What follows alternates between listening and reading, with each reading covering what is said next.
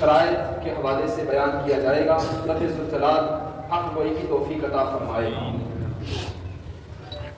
شرائط نماز کیا کیا ہیں میں آپ کے سامنے بیان کر چکا ہوں۔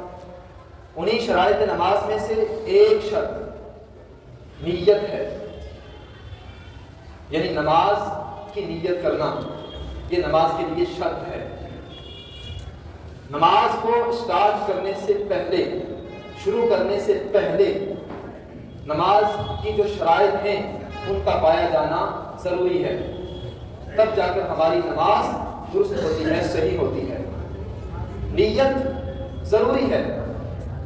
حضور نبی کریم صلی اللہ علیہ وسلم نے ارشاد فرمایا، بخاری میں حدیث موجود ہے، باقی کتب احادیث میں بھی یہ حدیث موجود ہے، انما الاعمال بالنیات۔ حضور ارشاد فرماتے ہیں کہ اعمال کا مدار نیت پر ہے، یعنی ثواب اعمال کا مدار نیت پر ہے، تو نیت ضروری ہے۔ آپ کون سی نماز پڑھ رہے ہیں، کس وقت کی نماز پڑھ رہے ہیں، اس کا تعین ضروری ہے۔ تعین کریں گے کون سی نماز پڑھ رہے ہیں، فرض پڑھ رہے ہیں، واجب پڑھ رہے ہیں، سنت پڑھ رہے ہیں، نفل پڑھ رہے ہیں، اس کا تعین کریں گے۔ اور کس وقت کی نماز پڑھ رہے ہیں اس کا بھی تعین کریں گے۔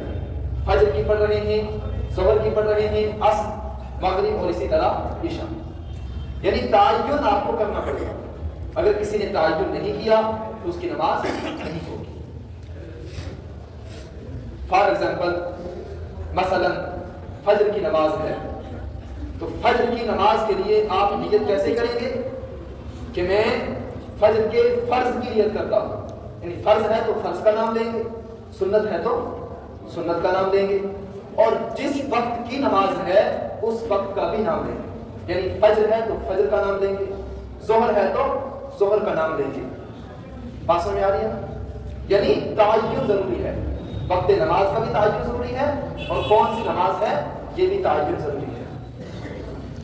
اگر کسی کی نمازیں قضا ہو چکی ہیں تو نیت کیسے کریں؟ یاد بھی نہیں کہ عمر میں میری کتنی نمازیں قضا ہو چکی ہیں، یہ معلوم نہیں، تو نیت کس طرح کی جائے، اس کی کیا درستگی ہے، کس طریقے سے نیت کرنی چاہیے؟ سب سے پہلی بات یہ کہ نماز کو قضا کرنا یہ بہت بڑا گناہ ہے، اللہ تعالیٰ ہم سب کو محفوظ فرمائے، گناہ کبیرہ ہے۔ نماز کسی بھی صورت میں معاف نہیں۔ حضور ارشاد فرماتے ہیں، من ترک الصلاۃ متعمدا فقد کفر، جس نے نماز کو ہلکا جانتے ہوئے، خفیف سمجھتے ہوئے ایک وقت بھی قضا کر دیا وہ ایمان سے نکل چکا۔ اللہ اکبر۔ تو آج ہمارے معاشرے میں یہ بات اکثر دیکھنے کو ملتی ہے کہ لوگ بلا وجہ، بغیر عذر، بغیر مجبوری گھروں میں بیٹھے ہوئے ہیں، باتیں کر رہے ہیں، کیبل دیکھ رہے ہیں، ٹی وی دیکھ رہے ہیں، موبائل میں مصروف ہیں، نماز کو قضا کر رہے ہیں۔ یعنی ان کے لیے نماز کو قضا کرنا کوئی بڑی بات نہیں، کوئی برا نہیں سمجھتے، قضا ہو رہی ہے تو کوئی بات نہیں۔ اللہ تعالیٰ ہم سب کی حفاظت فرمائے، اللہ ہمیں پکا سچا نمازی بنائے۔ تو نماز قضا کرنے سے بچے۔ اب نماز قضا ہو چکی ہے، بہت ساری قضا ہو چکی ہے، تو نیت کیسے کریں گے؟ سب سے پہلے آپ کس وقت بالغ ہوئے، وقت بلوغت آپ کو یاد ہونا چاہیے۔ اس وقت سے لے کر آج تک جتنا آپ کا یہ وقت گزرا ہے، اس وقت کی کتنی نمازیں بنتی ہیں، ان ساری نمازوں کا حساب کر لیں، ٹھیک ہے؟ وقت بلوغت یاد نہیں ہے، میں کس وقت بالغ ہوا، تو پھر سن یاد رکھیں، یعنی میں کب 12 سال کا تھا، تو 12 سال کے بعد سے لے کر مجھ پر نمازیں فرض ہو چکی ہیں، 12 سال سے لے کر اب تک میری کتنی نمازیں قضا ہوئی ہیں ان کا حساب کر لیں۔ اور عورت کے لیے یہ ہے کہ وہ 9 سال کے بعد حساب کر لیں کہ 9 سال کے بعد اب تک میری کتنی نمازیں بنتی ہیں، ان کا حساب کر لیں، لکھ لیں۔ اب نیت کیسے کریں؟ ایک طریقہ تو یہ ہے کہ آپ ترتیب کے ساتھ پڑھیں، پہلے فجر پڑھیں، پھر ظہر پڑھیں، پھر عصر، پھر مغرب اور پھر عشاء، یعنی پہلے آپ فجر نماز کی قضا کریں، صرف فجر کی۔ ایک ترتیب تو یہ ہے۔ اس کی نیت یہ کریں گے آپ آسانی کے لیے، اگر آپ کو یاد نہیں ہے کہ میری کتنی نمازیں قضا ہو چکی ہیں، تو یہ اس طرح نیت کریں گے آپ کہ میری فجر کی سب سے پہلی جو نماز قضا ہوئی ہے اس کی نیت کر رہا ہوں.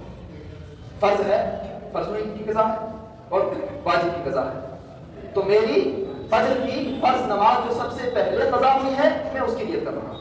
ایک طریقہ یہ ہے. دوسرا طریقہ یہ ہے کہ میری فجر کی جو سب سے آخر نماز قضا ہوئی ہے اس کی نیت کر رہا ہوں. یعنی آسانی کے لیے یہ دو طریقے ہیں نیت کرنے کے لیے. یا تو سب سے پہلے کی نیت کر لے یا سب سے آخر کی نیت کر لے. اس طریقے سے آپ نیت کریں جو آپ کی نماز قضا ہو چکی ہے. نیت ضروری ہے، تعین کرنا پڑے گا آپ کو کون سی نماز ہے اور کس وقت کی ہے. یہ قضا نمازوں میں بھی ضروری ہے. اسی طرح کسی نے منت مانی، نظر مانی کہ میرا فلاں کام ہو گیا میں نماز پڑھوں گا. اب اگر وہ کام ہو جاتا ہے تو نماز واجب ہو جائے گی. نماز کیا ہو جائے گی؟ واجب. مثلا کسی نے یہ منت مانی کہ اللہ نے مجھے اولاد عطا فرما دی تو میں 10 رکعت نماز نوافل پڑھوں گا. اولاد اللہ نے عطا فرما دی، اب 10 رکعت نماز پڑھنا کیا ہو جائے گا؟ واجب. اب اس جو واجب نماز ہے نظر کی، منت کی، اس کا بھی تعین کرنا پڑے گا. کیا کون سی نماز پڑھ رہے ہیں؟ سمجھ گئے بات؟ تعین کہ آپ کون سی نماز پڑھ رہے ہیں. کچھ لوگوں میں یہ غلط فہمی ہے. ایک تو نماز قضا کی یہ گناہ، اور پھر قضا کا اظہار بھی کرتے ہیں کہ میری نمازیں قضا ہو چکی ہیں اور میں قضا نمازیں پڑھ رہا ہوں. یہ بات یاد رکھیں، گناہ کرنا بھی برا اور گناہ کا اظہار کرنا بھی برا ہے. اگر کسی نے کوئی گناہ کر لیا اللہ ہماری حفاظت کرتا ہے تو اس گناہ کا اظہار کرنا یعنی اس کو بیان کرنا لوگوں کے سامنے میں نے یہ کام کیا، میری نماز قضا ہو گئی، یہ برا ہے. گناہ سے بھی بچیں اور اظہار گناہ سے بھی بچیں. نماز قضا ہو چکی ہے اولاً تو نماز کو قضا کرنے سے بچیں، اور اگر قضا ہو چکی ہے تو اس کے اظہار سے بچیں. ظاہر نہ کریں لوگوں کے سامنے کہ میری نماز قضا ہو چکی ہے. یہ بڑی غلط فہمی پائی جاتی ہے بہت سارے لوگوں میں. وہ اظہار کرتے ہیں میں نے قضا ہونی شروع کی ہوئی ہے، میں تو قضا نمازیں پڑھ رہا ہوں. تو اس کے اظہار سے بچیں.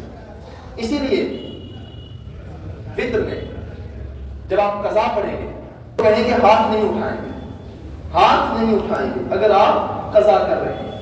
یہاں پر ممانعت کیوں ہے؟ کیوں منع کیا کہ اگر آپ وتر نماز کی قضا کر رہے ہیں تو اس میں دعائے قنوت کے لیے آپ ہاتھ نہیں اٹھائیں گے؟ تکبیر کے لیے کیوں ممانعت ہے؟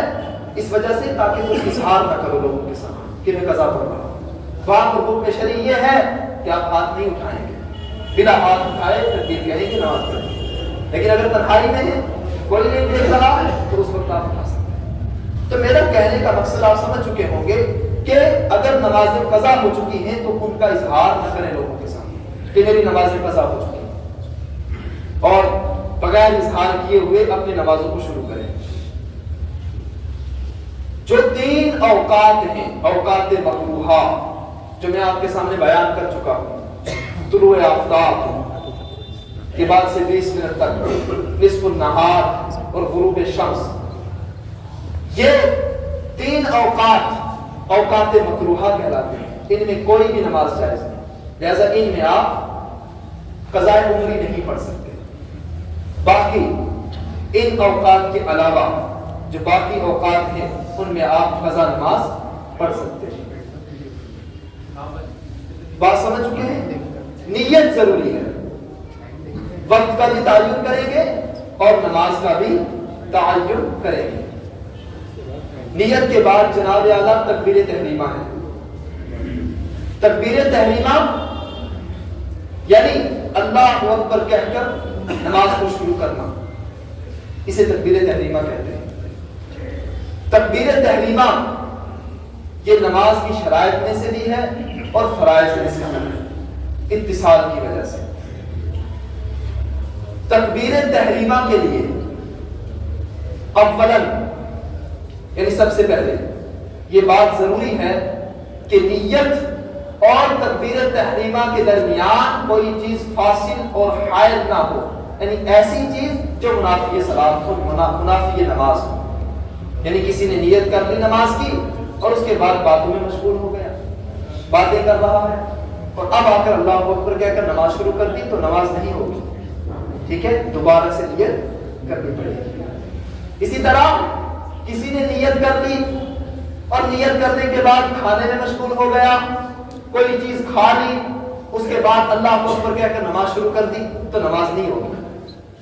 یعنی کوئی بھی ایسا کام، کوئی بھی ایسا فعل جو منافی صلاۃ ہو، منافی نماز ہو، وہ نیت اور تکبیر تحریمہ کے درمیان میں نہیں ہونا چاہیے، اتصال ہونا چاہیے نیت اور تکبیر تحریمہ کے درمیان۔